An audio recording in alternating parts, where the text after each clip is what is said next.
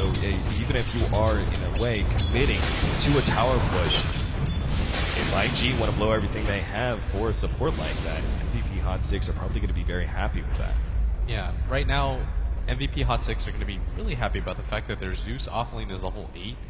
He hasn't really had time to run around anywhere, but he's just done a good job of soaking experience bottom. He knows when Luo is off the map, and he's just been playing incredibly safe.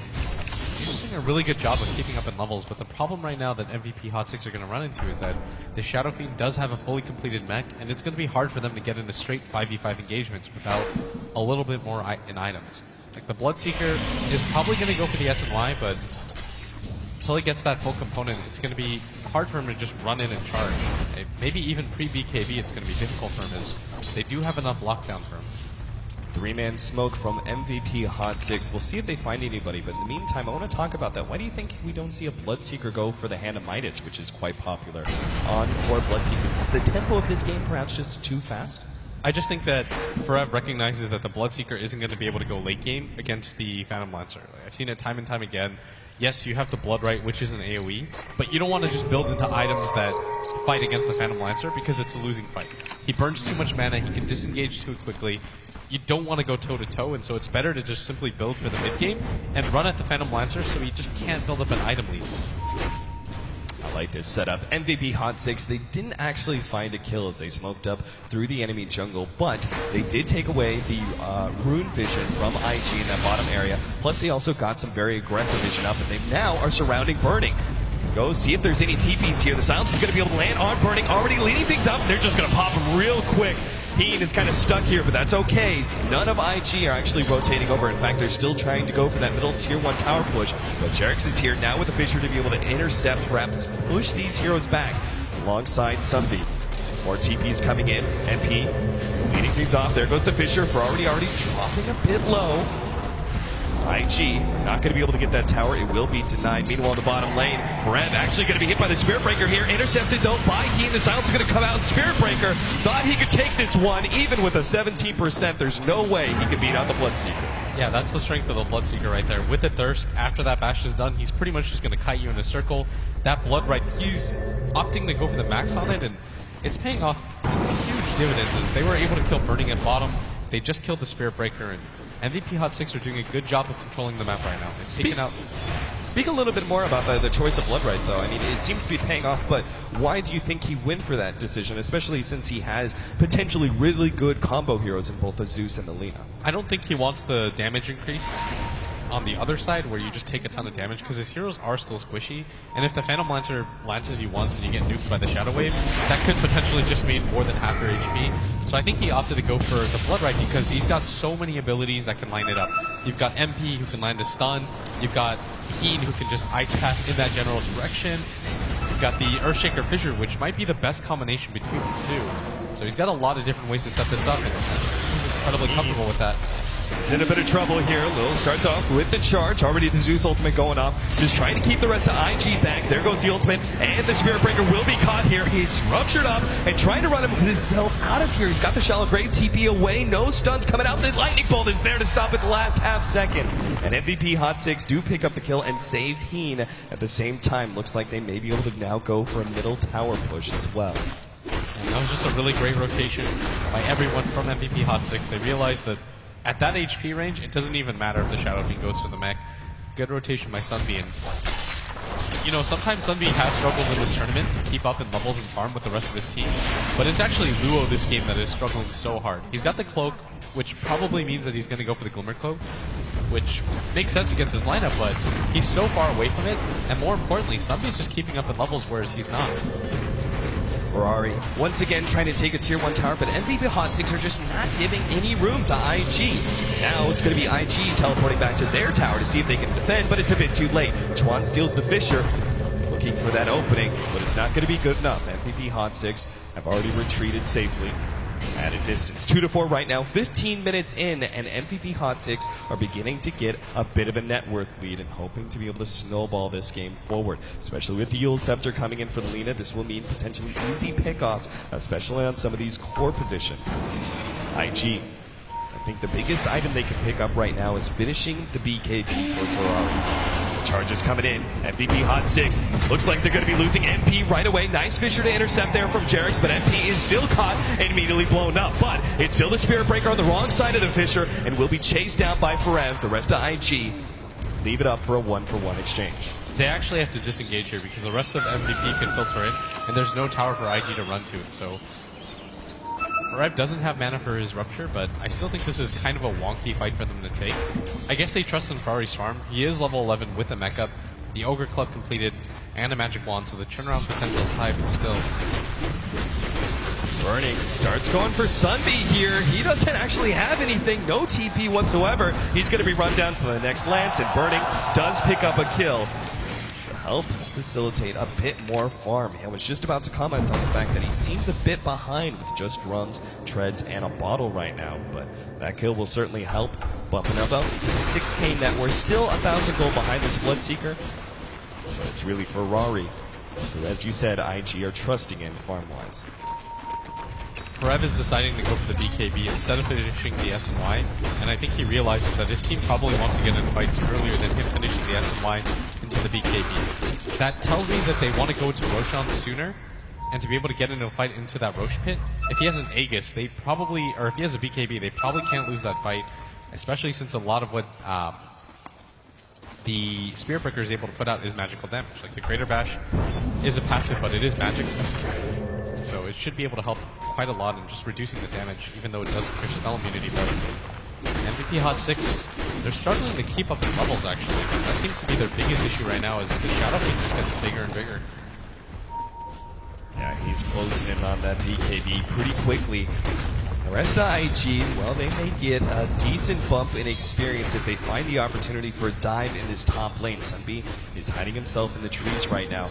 The rest of MVP Hot 6, I'm sure, are ready to TP back. They've been pretty quick to move around the map in these sort of situations, so IG don't really go for it. MVP Hot 6, however, will go for the tier 2 tower push in the bottom lane. They've got the combination of Jakiro and that Blood Rage from Blood. That does so much.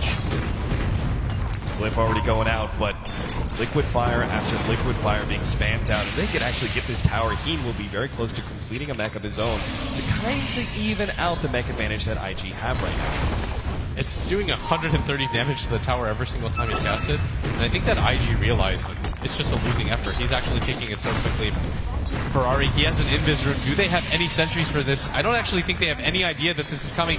As Luo's coming in from the top, Burning's TPing in, and Ferrari with the chase. Nice intercept. Luo's immediately going to be stopped there by the Ice Path. He still gets off the ultimate, but he has Rupture onto him. Fred wants to be able to pick up this kill, but it's going to be slowed down by Shalgrave. MP, meanwhile, turns as much damage as possible onto Ferrari, but he's still going to be blown up immediately by the Razes.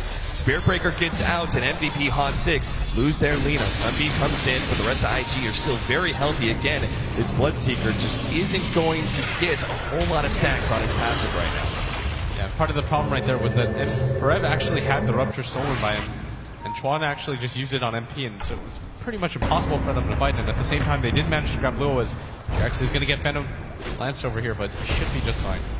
Yeah, they don't want to be diving into a tier 1 tower. IG playing a very controlled game right now. I'm sure they feel like economy-wise they are catching up or even staying ahead of MVP Hot 6 by now, especially with our SF getting so big, about to hit that 10k marker. The Shadow Fiend is honestly really making this game incredibly difficult for MVP Hot 6, because MVP Hot 6, they have to continue to pressure now much sooner than they would like, and Forev decides to go back for the Sanjin Yasha. I guess that Ogre Club was just meant for a little bit more HP. Do they have a medallion on anybody? No. But this should still be a pretty easy Roshan for them with the Blood Rage. Yeah, the Blood Rage, the increase in damage allows you to be able to do Roshan so early, even if it is still only level 1. We've got a decent amount of right-click damage out as well from even some of their supporting casts, such as the Jakiro with that Liquid Fire. IG, though, realize what's going on. The charge goes right through the Roshan pit, and now it's put Heen up on the cliff. Meanwhile, Sunbeam, he's going to be stopped. He actually tried to go for the TPL, but Lewis says, no way, you're going to be the first one dead in this fight. MVP Hot 6 trying to turn this one around, actually start backing themselves up. Forev Turning around, Heen stuck on the cliff, still in trouble, but MVP Hot 6 have no way to be able to help him out. Heen's just waiting for his opportunity to TP away, goes for it now, but the TP, it completes just in time ahead of the ice pad for F. Dropping lower, MP still has the Laguna blade, and IG think about diving that tier 1 tower, but realize it's a bit too dangerous. And once again, look at the HP pools on IG. They are all completely maxed out. That's the power of this early mech plus Dazzle combination. And they haven't had to extend the BKB charge on the Ferrari yet. Good kill onto Sunbeam. MVP Hot 6, that could have been a lot worse for them, but this is going to mean a tier 1 tower that they can't really afford to give up. Map control is so crucial to their strategy right now, as the Shadow Fiend just continues to skyrocket in net worth. 10k, 2.5k over the Bloodseeker. That's almost half of his S&Y that he's up ahead. And at this rate, we're going to have a Diffusal Blade for our Phantom Lancer. Oh, what did he just kill, actually? Well, Ferrari just killed something on the ground that made him lose net worth for the Bloodseeker. I'm not quite sure what it was, but still, any little thing happens at this point is significant for MVP Hot 6, because Ferrari, I can't stop talking about it, but you can't ignore his hero, and Burning is just doing such a good job of catching back up into the game. He's already usurped the Bloodseekers, the second highest net worth in the game, and MP doesn't really have anything that's really going to change this next fight. Such good vision around the pit from IG right now. I mean, they've got this whole entire area completely controlled. So MVP Hot 6 are not really going to find the opening for Roshan. They're really desiring.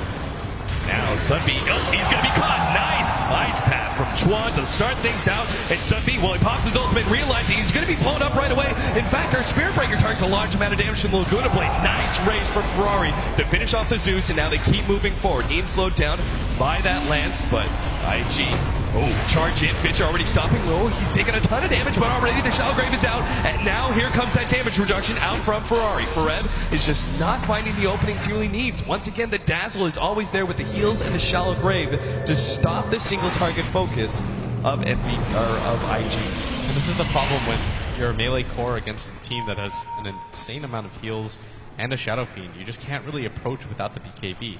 You can kite all around all you want, but as long as IG just kind of moves his force in the unit, it's incredibly hard for them to get gone on, as Chuan just keeps stealing relevant spell after relevant spell. He's got the Arc Lightning level 4.